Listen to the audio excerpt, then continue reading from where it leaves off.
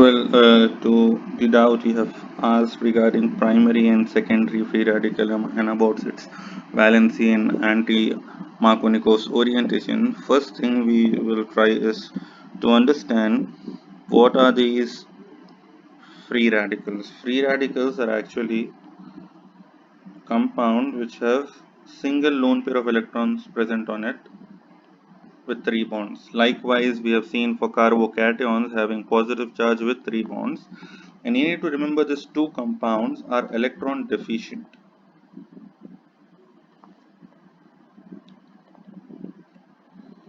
And that means that they need more electrons.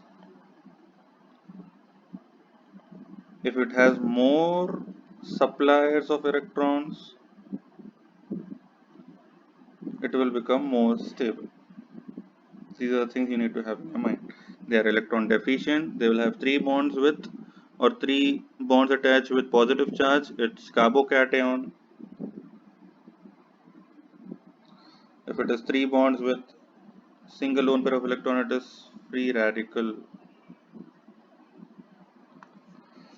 They are electron deficient. They need more electrons to become stable. So more the supplier of electrons, supplier in the sense more donors of electrons, more it is stable. Now, if you have a compound here with this structure and carbon here is having 3 hydrogens, here it will have 2 hydrogens to satisfy its valency, and this is 3 hydrogens. We are not concerned about hydrogens here in this particular structure, but we are only concerned about this particular carbon here is attached to how many carbons. It is attached to only this carbon.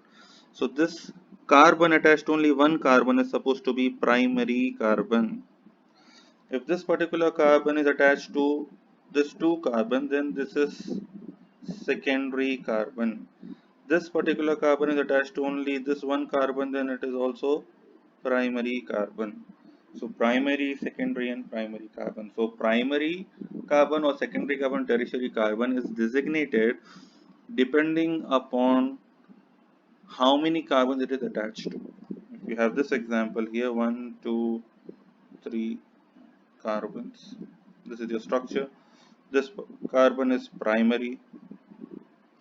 This carbon is primary because it is attached to only this particular carbon. This is attached to this carbon, and this is also attached to only this carbon. But this carbon is attached by 3 carbons. 1, 2 and 3. That is why it is tertiary carbon. Right? In the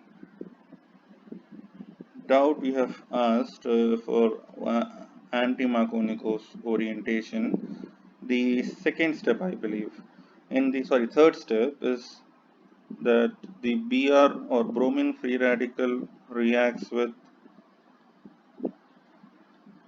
propene. Here pi bond is represented by pi electrons.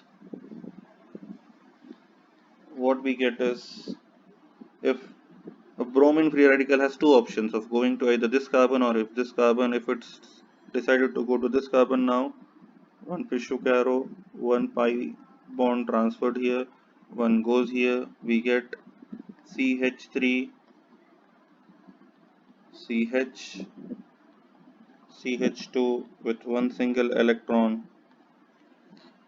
Here 2 bonds, one from bromine free radical, one from the pi bond or pi electron, and here we get Br attached.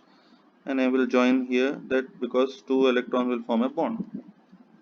And because this is primary carbon, a free radical attached to it, it is called as primary free radical. It has 1 bond here and 2 with hydrogen, 3 bonds with 1 electron. Likewise, the second part of your third step is bromine free radical can also react with your propene,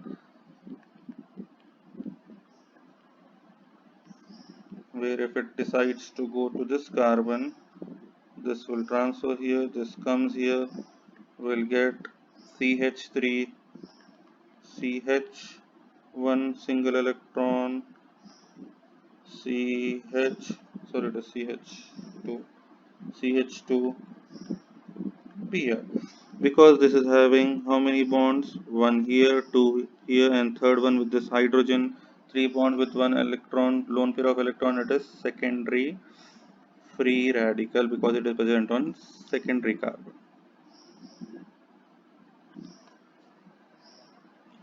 And fourth step, we are going to proceed with secondary free radical. Why? Because secondary free radical is more stable than primary free radical. Why?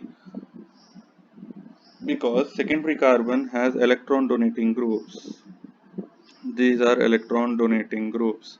This is also electron donating group. This electron donating group will donate electrons.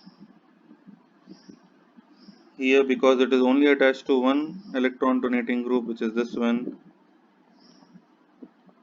it is less stable. This is more stable. So secondary free radical will be your fourth step part, where we take CH3 CH with a free radical, single bond CH2 Br reacts with another mole of HBr. This goes here and this comes here.